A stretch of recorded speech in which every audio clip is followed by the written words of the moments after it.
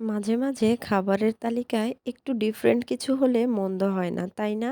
তো আজকে আমি একটি মাত্র টাকি মাছ দিয়ে কিভাবে লাউ পাতা সাথে দিয়ে ভর্তা করি সেটাই আজকে আপনাদের সাথে তুলে ধরবো। তো হ্যালো গাইস, আসসালামু আলাইকুম। সবাই কেমন আছেন? আপনাদের দোয়ায় আমি অনেক অনেক ভালো আছি। তো চলুন কথা না বলে মূল রান্নায় চলে যাই। তো আমি যেহেতু টাকি মাছ দিয়ে লাউ পাতা দিয়ে ভর্তা করব, তার জন্য তো আমার লাউ পাতা লাগবেই লাগবে। তো আমি লাউ পাতাগুলো খুব সুন্দরভাবে বেছে পরিষ্কার করে নিয়েছিলাম। আর ৫ থেকে ৬ পিস লাউ পাতা হলেই যথেষ্ট, এর বেশি লাগবে না। কারণ একটি মাছ দিয়ে আমি ভর্তা করব, এর জন্য বেশি লাউ পাতা নেব না। তো আমি একে একে সবগুলো লাউ পাতা সুন্দর করে পরিষ্কার করে নিলাম।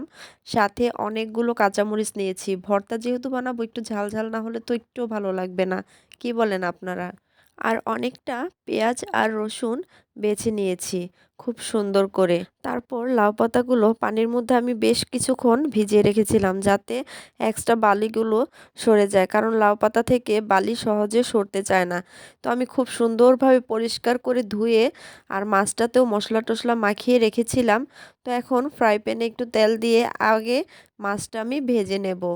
আর মাছটা একটু এপিট ওপিট ভালো করে ভাজতে হবে, যেহেতু পাটায় বেটে আমি ভর্তা করব। তো আমার ভাজা হয়ে গেছে। তারপর ওই ফ্রাই প্যানেই লাউ পাতাগুলো বিছিয়ে নিয়েছি। আর তাতে দিয়ে দিলাম সামান্য কিছু লবণ, যাতে লাউ পাতার থেকে পানিটা বের হয়ে আসে। তারপর দিয়ে দিলাম অনেকটা কাঁচামরিচ। আর তারপর দিয়ে দিলাম পেঁয়াজ আর রসুন।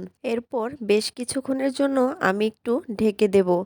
তারপর একটু পাতাগুলো যখন একটু চুপসে আসবে, তারপর আমি ঢাকনাটা খুলে একটু নাড়াচাড়া করে নেব। আর এটা একটু আমাকে সময় নিয়েই করতে হবে, যেহেতু লাউ পাতা দিয়েছি আর লবণ ছিটা দিয়েছিলাম। তো সেখান থেকে বেশ কিছুটা পানি বের হয়েছে। এই পানিটা আমার শুকানো অবধি আমাকে নাড়াচাড়া করতে হবে। আর আমি তারপর এটার মধ্যে সামান্য একটু তেলও দিয়ে দেব। তেল দিয়ে তারপর এটা একটু ভাজা ভাজা করব, যাতে পানিটা টেনে নেয়।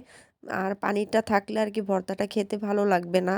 পানিটা শুকিয়ে গেলেই ভর্তা খেতে কিন্তু আসল স্বাদটা পাওয়া যাবে। তো আমি ভালো করে একটু নাড়াচাড়া করে ভাজা ভাজা করে নেব। তারপর আমি নামিয়ে নেব চুলা থেকে। তো আমার ভালোই সুন্দরভাবে ভাজা ভাজা করা হয়ে গেছে। তো আমি এখন পাটায় বেটে ভর্তাটা করব। আগে মরিচটা বেটে নিচ্ছি, তারপর বাটবো লাউ পাতাটা। তো লাউ পাতা বাটা হলে আমি আবার ভর্তায় লবণ দেইনি, যেহেতু মাছেও লবণ দিয়ে ভেজেছিলাম। তারপর পাতাতেও কিছুটা লবণ দেওয়া হয়েছে, এজন্য আর এক্সট্রা লবণ দিলাম না ভর্তায়। আমি ভর্তা বানানোর পর আর কি টেস্ট করে তারপর লবণটা কম বেশি হলে আর কি বুঝে দেওয়া যাবে। তো আমার ভর্তাটাও প্রায় বানানো শেষ, দেখতেই পাচ্ছেন কত সুন্দর কালারটা এসেছে। আর এই ভর্তাটা দিয়ে ভাত মাখতে গেলেও ভাতটা একদম সবুজ সবুজ হয়। তো আপনাদের ভাইয়াকে দিলাম, তার খাওয়া দেখে অবশ্যই আপনারা বুঝতে পারছেন কেমন হয়েছে ভর্তাটা। তো আজকের মতো ভিডিওটা এই পর্যন্ত। আল্লাহ হাফেজ।